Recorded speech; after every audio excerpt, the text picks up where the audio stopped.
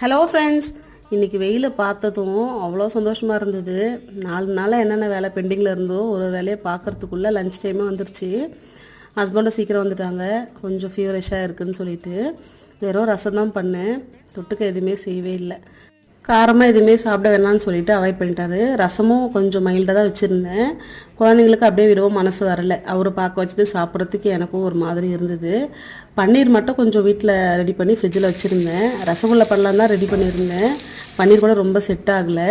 சரி, ப்ரோட்டீன் குழந்தைங்களுக்கு கிடைக்கட்டுமேன்னு சொல்லிட்டு சிம்பிளாக ஒரு ஃப்ரை பண்ணி வச்சாச்சு. வெயிலில் எல்லாமே காய வச்சுட்டு இருந்தேன். இந்த மளிகை சாமான் வாங்கிட்டு கிட்டத்தட்ட 4-5 நாளைக்கு மேலே இருக்கும்.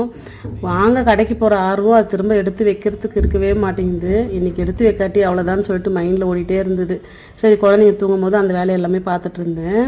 கசூரி மேத்தியை ஓப்பன் பண்ணதும் அவ்வளோ வாசம். ஓகே ஃப்ரெண்ட்ஸ், நாளைக்கு பார்க்கலாம். பாய்.